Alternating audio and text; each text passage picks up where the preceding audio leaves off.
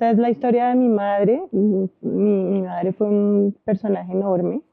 Creo que cualquiera que lea la novela lo nota.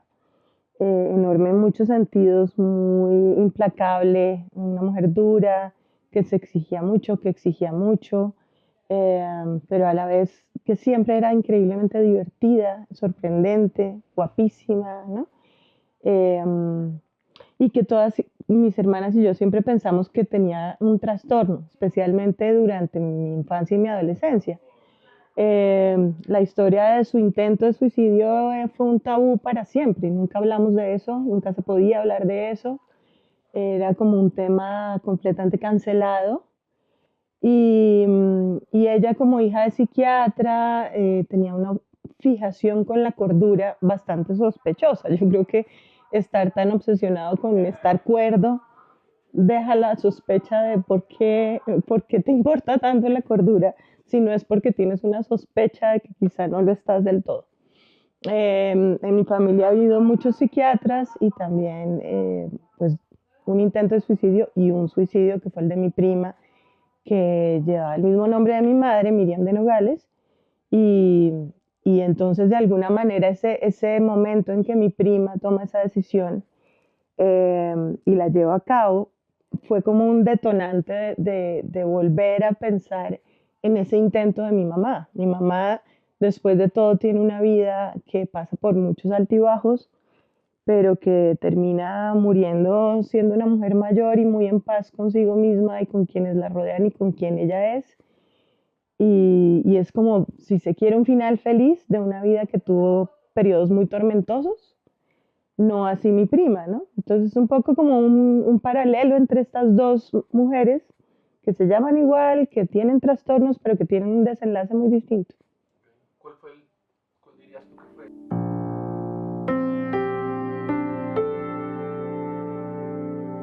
Pues yo creo que mi mamá siempre ha sido para todas un personaje, para mis hermanas y para mí. Nuestro tema favorito de conversación siempre.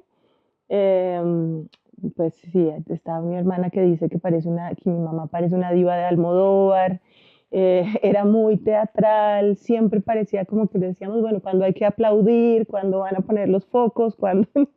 Era como una vedette, nosotras como su público. Y nos marcó de muchas maneras, buenas y malas, y de forma radical. Digamos que yo creo que uno es una hija de Miriam de Nogales, ¿sí? Para bien y para mal. Entonces había cosas de las que yo siempre había querido hablar. Y yo creo que ella se veía a sí misma también como un personaje, ¿no? Entonces cuando ella está ya en su lecho de muerte, con un cáncer muy agresivo, que fue de lo que acabó muriendo, pero ya a una edad avanzada, ella tenía 83 años, ella tumbada, agónica casi, me dice, Melba, que todo mi sufrimiento al menos te sirva para escribir una buena novela, ¿no? Y por supuesto yo sentí que era una comisión y que de alguna manera pues lo que tenía que hacer era obedecer. Sí.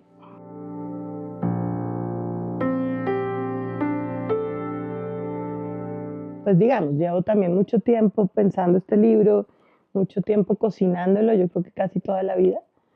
Además como pues está hecho de fragmentos de pedazos de la vida de muy distintas épocas, ¿no? Tiene la estructura de un bucle, uno va y viene en el tiempo muchas veces, está como tejido de recuerdos. Mi prima se suicidó hace más de 10 años, es quizá el único elemento ficticio, si se quiere, en la novela, y es la temporalidad. Eh, Tuve muchas dificultades para encontrar como el hilo narrativo y como por qué hablar de ese intento de mi madre, hasta que entendí que la manera de hacerlo era hablando desde el suicidio de mi prima,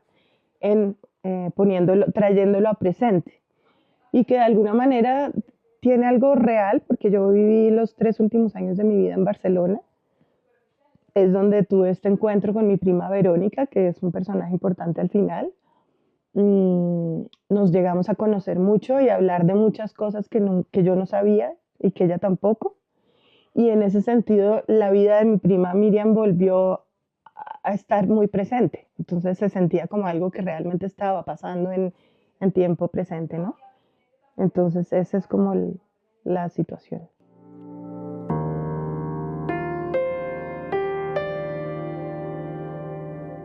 No, es interesante. Yo creo que todos tenemos una relación supremamente intensa con la mamá, sea como sea esa mamá. Pero de las cosas que han sido curiosas es, por ejemplo, me he encontrado con gente que dice, a mí no me interesa mi mamá en lo más mínimo. O sea, no me genera la menor curiosidad, no es una persona de la cual quiera saber nada, no me parece interesante, ¿no?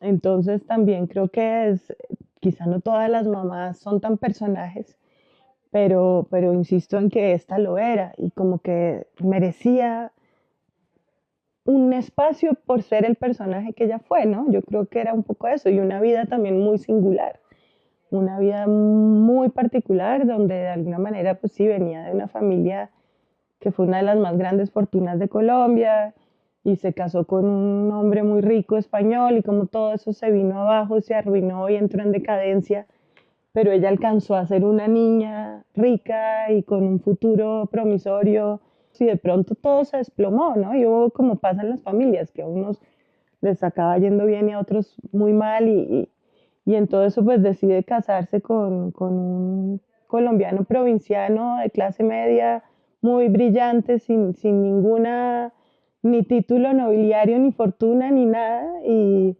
como un acto casi de rebeldía, ¿no?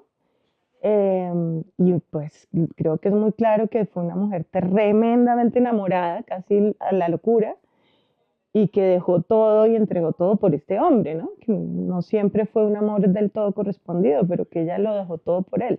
Entonces también siento que inevitablemente su historia es una novela que tiene muchos matices. Uno puede decir, es como una novela épica, pero también romántica y también, ¿no? Como una heroína de otra época también, casi, ¿no? Como la dama de las camelias o Emma Bovary o mi mamá, ¿no? Y un poco esa idea que las mujeres, pues también elegir el amor puede ser un acto valiente, digamos. También puede ser un acto, en este caso para mí fue un acto no solo valiente, sino mm, contraevidente y rebelde, ¿no? De renunciar a sus privilegios, de renunciar a su destino, de alguna manera, en una sociedad que tiende a determinar mucho los roles. Y cómo ella cortó con toda esa familia, con todos esos vínculos, esos nexos, y empezó desde cero con mi papá. Y volvieron a hacerlo todo desde el comienzo.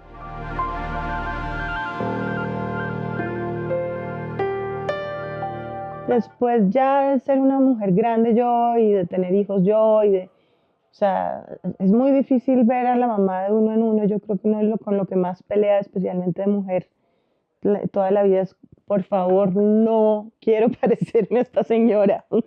Pero creo que también llega un punto de la vida y que el libro me lo permitió, en el que uno empieza también a reconciliarse con ese personaje y también a darle el beneficio de la duda en muchas cosas y a aceptar y a reconocer las virtudes que hay ahí, incluso a querer parecerse en ciertas cosas a ese personaje, ¿no?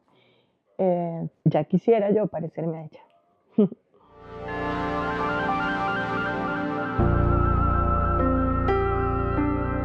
Bueno, empiezo por la segunda pregunta. Esto fue un trabajo casi como de terapia familiar. Mis hermanas muy pacientes y muy generosas leyeron varias de las versiones que hice. Siempre les insistí en que yo no iba a publicar nada, que no tuviera de alguna manera su beneplácito, porque además estoy usando nombres propios. Lo mismo pasó con mi tía Beatriz, con mi prima Verónica. Digamos que esto fue un trabajo bastante concertado. Nunca recibí ningún tipo ni de censura ni de crítica. Fue más como que removió muchas cosas en la familia, ¿no? Fue como abrir heridas, pero yo creo que a veces hay que abrir heridas para sanarlas finalmente, para limpiarlas y que cierren.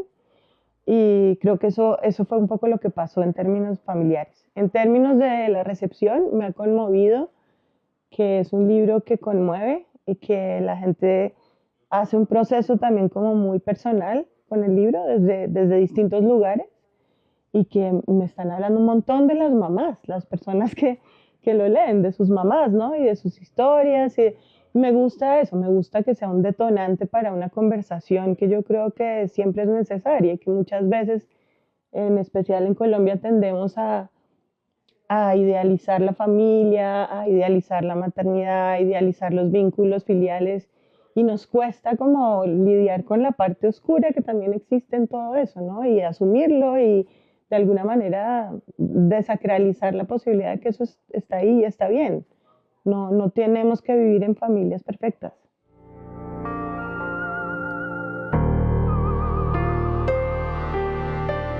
No, pues fue muy duro muchas cosas, fue como volver a momentos de la vida muy difíciles, em, pero también había mucho como una búsqueda de sentido, de tratar de entender, ¿no? Como de entender a mi mamá, pero también sí, de entender quién fue mi mamá antes de mí, porque creo que muchas veces para uno los papás nacieron el mismo día que uno no entiende que es que ellos tienen toda una vida muy larga en las que pasaron muchas cosas antes de uno y que los hace ser quienes son, ¿no? Entonces yo quería justamente indagar en eso, quién fue ella antes de mí y buscar respuestas ahí, creo que las encontré muchas, ¿no? De cuáles eran esas heridas que ella cargaba, esas frustraciones o etcétera.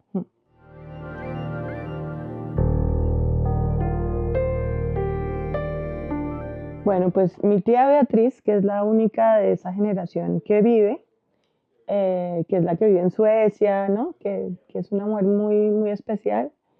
Ella me dijo que estaba segura que mi mamá estaría muy orgullosa y que le parecía que era un retrato muy justo de la mujer que fue. Entonces, quiero creer que así sería. Voy a leer un fragmento del comienzo del capítulo 6. Dicen que antes de los vikingos llegaron los polinesios a América en sus canoas. Los nórdicos pisaron la tierra de este lado del océano 500 años antes que Colón. Llegaron en sus naves cargadas de ganado, niños y mujeres buscando pasto y madera. Pero si bien les interesó Islandia, lo mismo Groenlandia, al Nuevo Mundo habrían de pasarlo de largo. En esa superficie plana, desde otro barco, madre vivía rodeada de salvajes. Era una incomprendida, una española de origen noble que había terminado casada con un geniecillo tropical, una mezcla de libros y calle, de salsa vieja con poemas de Borges, un mulato avispado, nacido en un pueblito de lo que entonces se llamaba sinvergüenza el tercer mundo. Gracias.